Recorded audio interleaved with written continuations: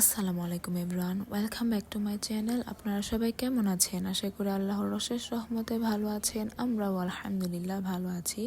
এটা ছিল শবে বরাতের আগের দিনের ভিডিওটা। তো এখন বাজে দুপুর প্রায় 2টা এবং আমি বাইরে এসেছি। আমাদের জায়নামাজগুলো ধোয়া হয়েছে, মেনলি শবে বরাতের উদ্দেশ্যেই আসলে জায়নামাজগুলো ধোয়া হয়েছে।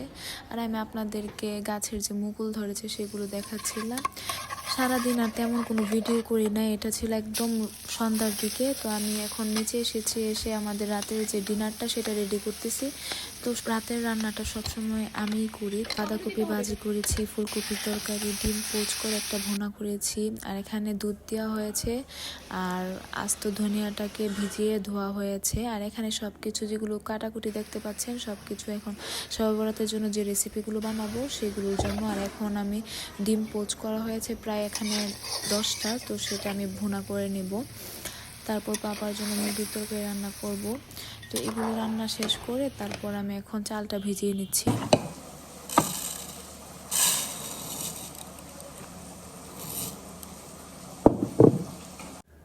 এখানে পোলাওর চাউলটা ভিজানো হয়েছে আসলে পায়েস করার জন্য। আপনারা সবাই জানেন আমি শবে বরাতের সময় পায়েস করি, কারণ আমার ফ্যামিলির সবাই খুব পছন্দ করে। আর আমি এখানে দেখাচ্ছিলাম যে শুধু যে রান্না বান্না করা হয় তা না, আমার এর পাশাপাশি অনেক ধরনের কাজ থাকে যেগুলো আমি অফ ক্যামেরায় করে ফেলি। তো আজকে ভাবলাম যে না, অফ ক্যামেরায় কেন, আজকে দেখাবো যে আমি কি কি করি। তো অনেক কিছু করতে হয়, সব কিছু সবসময় শেয়ার করা হয় না। তো এখানে প্রায় 5 লিটারের মতো মিল্ক নিয়েছি। এরপর এখানে আমি গরম মশলা দিয়ে দিচ্ছি কিছু। সবসময় শবে বরাতে আমি পায়েস করে, আপনারা সবাই দেখেন আমার ভিডিওতে। এখানে আমি 2 গ্লাস চালকে ভিজিয়ে তারপর ব্লেন্ড করে নিয়েছি। ব্লেন্ড করলে কি হবে, একটু তাড়াতাড়ি হয়ে যাবে। আমি একটু তাড়াতাড়ি করতেছিলাম কারণ গ্যাস যেহেতু থাকে না, তাই তো তাড়াতাড়ি করে সব কিছু শেষ করতে চাচ্ছিলাম। শবে বরাতের আগের দিন রাতে আমি চেয়েছিলাম যে সব কিছু একটু তাড়াতাড়ি করতে, কিন্তু দুর্ভাগ্যবশত আমার বোনের এর পরের দিন এক্সাম ছিল, তো ও কিছুই করতে পারে নাই। সব কাজ আমার একা করতে হয়েছে। তো সেই জন্য আমি খুব বেশি পরিমাণে আমি একটা প্যারায় ছিলাম, কারণ A to Z যা কিছু করেছি সব আমি করতেছিলাম। তো এই যে দেখেন, এখন আমি ফ্যান্সি ব্রেডের জন্য যে ডোটা সেটা রেডি করে নিচ্ছি। এখানে আমি 3 কেজি ময়দা নিয়ে নিয়েছি ফ্যান্সি ব্রেডের ডোটা করার জন্য। ফ্যান্সি ব্রেডটা কিন্তু পুরান ঢাকার খুব ট্র্যাডিশনাল একটা খাবার। শবে বরাতের সময় কিন্তু পুরান ঢাকায় এই ব্রেডটা প্রচুর পাওয়া যায়। তো আমি যেহেতু পুরান ঢাকায় থাকি না, তাই আমি ভাবলাম যে আমি কেন করব না, আমিও এটা ঘরের মধ্যেই বানাবো। তো সেই জন্য আমি বানিয়ে নিচ্ছি। আর গত বছরও বানিয়েছিলাম, কিন্তু গত বছরের থেকে এবছর আলহামদুলিল্লাহ ব্রেডটা অনেক মজা হয়েছিল। যেহেতু এখানে 3 কেজি ময়দা দিয়ে আমি ডোটা তৈরি করতেছি, তাই আমি এখানে কোনো পরিমাপ বলতে পারবো না, কারণ আমি এটা আমার নিজের চোখের আন্দাজ অনুযায়ী দিয়ে নিয়েছি। এখানে আমি চেয়েছিলাম যে আমি নতুন যে বিটার মেশিনটা কিনেছি সেটা দিয়ে ডোটাকে মিক্স করার জন্য, কিন্তু পারি না। এটার মনে হয় একটু পাওয়ারটা কম, তাই আমার এটা দিয়ে হয় নাই। পরে আমি হাত দিয়ে মেখে নিয়েছি, এবং আমার বোন যেহেতু এক্সামের প্রিপারেশন নিচ্ছে, ওকে উপর থেকে ডেকে এনে আমি বলেছি যে তুমি একটু মেখে দিয়ে যাও। আমার আর আমি আর পারতেছি না, কারণ 3 কেজি রুটির ডো তো কষ্ট হচ্ছিল। আর পায়েসটা এখন আমি দেখতে এসেছি, ওইটাকে আমি রেস্টে রেখে পায়েসটাকে দেখতে এসেছি। এসে প্রথমে মাম্মা পাপার জন্য আলাদা করে তুলে নিয়েছি, এবং আমি আমাদের যে পায়েসটা সেটার মধ্যে একটু ঘি দিয়েছি আর চিনি দিয়েছি। ঘি দিলে পায়েসের টেস্ট অনেক ভালো আসে, এবং আমি এটার মধ্যে কিন্তু একটা ডিমও ফেটিয়ে দিয়েছি, আপনারা দেখতে পেয়েছিলেন। তো এরপর আমার পায়েস রান্না শেষ, এখন আমি বুটের ডালটা রান্না স্টার্ট করে দিব। এরপর আমি বুটের ডালের হালুয়াটা রেডি করে নিচ্ছি। এটা আমাদের ঘরের জন্য, এবং এটা একদম ঘি দিয়ে আমি তৈরি করেছি পুরাটাই।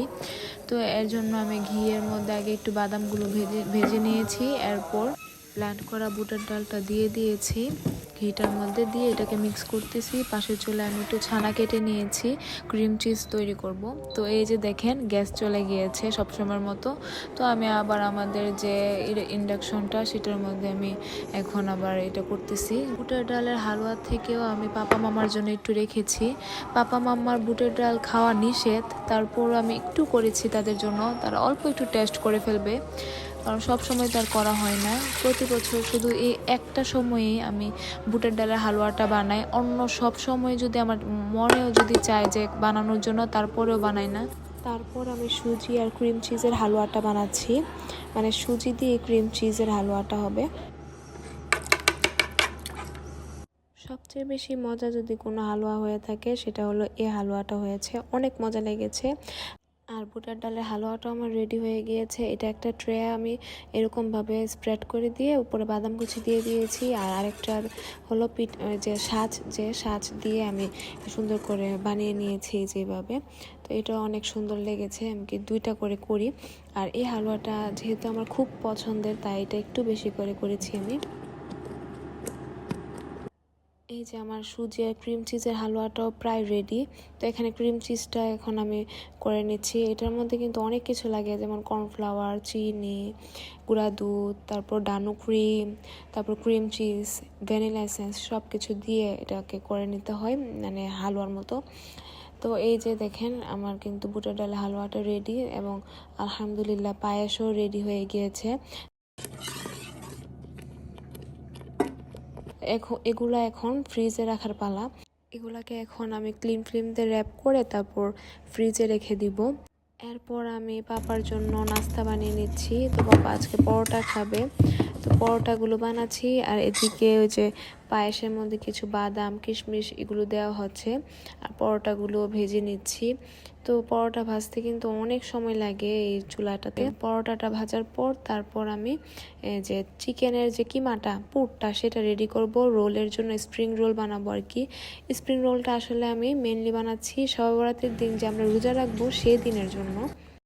আগের থেকে এটা প্রিপারেশন নিয়ে রাখলে পরে ইজি হবে। তো চিকেনের যে পুরটা সেটা আমি একদম মানে নর্মালভাবে করেছি, জাস্ট কিছু ভেজিটেবল দিয়েছি, ক্যাপসিকাম, বাঁধাকপি, গাজর, পেঁয়াজ, কাঁচামরিচ এগুলো দিয়েছি, আর চিকেনটা দিয়েছি, ব্ল্যাক পেপার, একটু সয়া সস দিয়ে আমি এটাকে ভেজে নিয়েছি, আর অল্প একটু আদা রসুন বাটা তো দিয়েছি, আর আমি একটু টমেটো সসও দিয়েছিলাম। আর এটা হলো আমি চিকেন স্যান্ডউইচ বানাবো, তো সেজন্য আমি এটার জন্য আমি আবার চিকেনটাকে মেখে নিচ্ছি। তো এগুলো সব মেনলি প্রিপারেশন নিচ্ছি আমি শবে বরাতের দিন যে আমরা রোজা রাখবো সেই দিনের জন্য। এরপর আমরা সবাই মিলে খাওয়া দাওয়াটা করে নিয়েছি, মেনলি সাহারি করে নিয়েছি আর কি এক কথায়, কারণ আমরা সবাই রোজা রাখবো ইনশাল্লাহ তাই। তো এরপর আমি এখন স্টার্ট করে দিয়েছি ফ্যান্সি ব্রেড বানানোর জন্য। তো তখন আমি আমার ছোট বোনটাকে বলেছি যে তুমিও আসো, কারণ প্রতি বছর এই সময়টাতেই তো আমরা একসাথে সবাই মিলে ফ্যান্সি ব্রেডটা বানাই এবং খুব ভালো লাগে। তো আমার বোনটা কিন্তু এটা বানিয়েছে, তারপর গুল একটা যে ওইটা বানিয়েছে, আর আমার আরেক বোন ওই যে ট্রেতে বানাচ্ছে। তো আমি কিন্তু এখনও বানানো স্টার্ট করি নাই, আমি করবো ইনশাল্লাহ, কারণ ওরা বানাচ্ছে যেহেতু আমি একটু ভিডিও করতেছি। তারপর আমার বোনটা আবার একটু সময় পেয়েছিল, এই ফাঁকটা দিয়ে আবার স্প্রিং রোলগুলো বানিয়ে নিচ্ছে। মানে সবগুলো কাজ আসলে করে রেখে দিলে যখন আমরা রোজার সময় ইফতারিতে একদম ইজি হবে, তাই না, সেই জন্য। এরপর এই যে আমি বানানো স্টার্ট করেছি ফ্যান্সি ব্রেডটা। তো আমি দুইটা বড় বড় আমার ফ্রাই প্যান আছে, তো সেটার মধ্যে আমি ব্রেড দুইটা বানাবো এবং চুলায় বানাবো, কারণ আমার ওভেন এত বড় না যে এত বড় ব্রেডটা জায়গা হবে। তো আর এদিকে দেখেন স্প্রিং রোলগুলো এখন ফ্রিজে রেখে দিচ্ছি। তো এটাকে আমি সাজিয়ে নিচ্ছি খুব সুন্দর করে। আর আমার যে বোন যেটা বানিয়েছে এগুলো আমি ওভেনে দিয়েছি কিন্তু। তো এই যে দেখেন আলহামদুলিল্লাহ আমার কাছে তো ডেকোরেশনটা খুব সুন্দর লেগেছে, আপনারা বলবেন কেমন হয়েছে। এরপর আরেকটা ফ্রাই প্যানে আমি কিন্তু আরেকবার এভাবে বানিয়ে নিয়েছি, এটাও আলহামদুলিল্লাহ দেখতে অনেক সুন্দর হয়েছে। এরপর একটা মাছ বানিয়েছি, কারণ আমি যখন পুরান ঢাকার যে ভিডিওগুলো দেখি ফ্যান্সি ব্রেডের, ওটার মধ্যে দেখি যে মাছ বিক্রি করে তারা, তো একটা মাছ বানিয়েছি। এই যে এখানে একটা ব্রেড কিন্তু ওভেন থেকে নামানো হয়ে গিয়েছে, এবং বাকিগুলোতে আমি সাদা তিল ডিম ব্রাশ করে দিয়েছি। আর এটা হলো বাটার চিকেনের জন্য আমি চিকেনের প্রিপারেশনটা নিয়ে নিয়েছি, এটা হলো যেদিন আমরা শবে বরাতের দিন রোজা রাখবো সেদিনের জন্য। তো এগুলো আসলে আগে থেকে করে ফেললে পরে ইজি হয়। তো এখন চুলায় এটা বসিয়ে দিয়েছি, আর এই যে দেখেন সকাল হয়ে গিয়েছে, সকাল প্রায় 6টা বেজে গিয়েছে সব কাজ শেষ করতে করতে। এখনও কিন্তু চুলায় ব্রেড বসানো, তারপর যে ওভেনেও ব্রেড কিছু বসানো। তো আমি এগুলো শেষ করতে করতে সকাল প্রায় 8টা বেজে যাবে।